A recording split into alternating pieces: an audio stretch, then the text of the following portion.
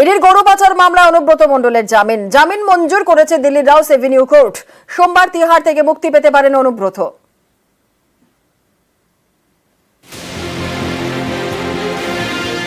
মেয়ের পর বাবার জামিন, সুকন্যার পর এবার জামিন পেলেন তার বাবা অনুব্রত মণ্ডল।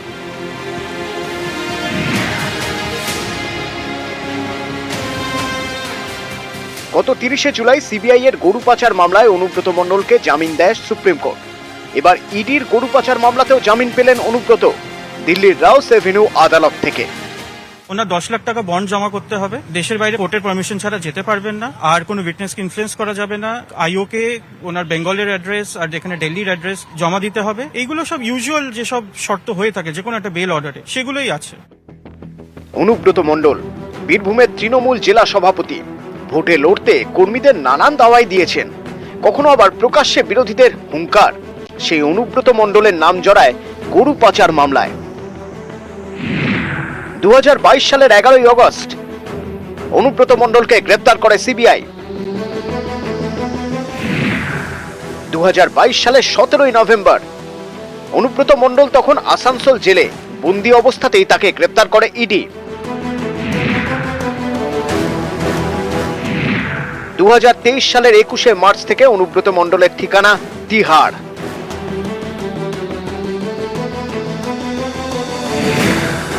তার বিরুদ্ধে প্রতারণা, বিশ্বাসভঙ্গ এবং ষড়যন্ত্রের অভিযোগে মামলা করে সিবিআই। আর্থিক দুর্নীতির অভিযোগে মামলা করে ইডি।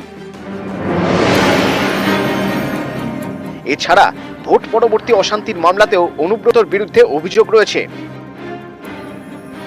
এই মামলায় তাকে জিজ্ঞাসাবাদও করেছে সিবিআই, তবে গ্রেপ্তার করেনি। গরু পাচার মামলায় বারবার জামিনের আবেদন করেছেন অনুব্রত মণ্ডলের আইনজীবী। প্রভাবশালী তত্ত্বে তা খারিজ হয়ে যায়। 2 বছর জেলেই কাটাতে হয় কেষ্টকে। শেষমেশ গত 30শে জুলাই সিবিআই এর করা মামলায় সুপ্রিম কোর্টে জামিন পান অনুব্রত, তবে ইডির মামলায় তাকে তিহারেই থাকতে হয়। শুক্রবার ইডির মামলায় অনুব্রতকে জামিন দিয়েছে দিল্লির রাউস এভিনিউ আদালত। গরু পাচারের টাকা সরাসরি অনুব্রত মণ্ডলের পকেটে ঢুকেছে এমন প্রমাণ মেলেনি বলেই দাবি অনুব্রতর আইনজীবীর। কেষ্ট জামিনের খবরে বীরভূমে উৎসবের মেজাজ। বোলপুরে মিষ্টি বিলি করেন তৃণমূলের নেতাকর্মীরা।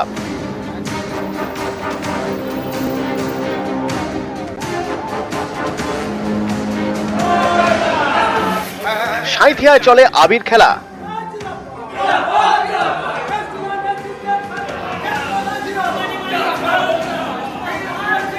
সারা বীরভূম জেলার তৃণমূল কংগ্রেসের কর্মী যারা আছে তাদের মধ্যে একটা আনন্দ, যেটাকে আমরা বীরভূম জেলার অলিতে গলিতে যাবেন, যেখানে যাবেন দেখতে পাবেন মিষ্টি বিতরণ হচ্ছে, বিভিন্ন জায়গায় আবির খেলা হচ্ছে।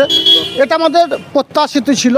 কাঁধে কাঁধ মিলিয়ে, হাতে হাত মিলিয়ে যেভাবে নির্দেশ দেবেন, সভাপতি আসনে তিনি ছিলেন, এখনও আছেন, আগামী দিনে থাকবেন, সেভাবে আমরা অনুব্রত মণ্ডলের সৈনিক হয়ে বীরভূম জেলার বুকে কাজ করব।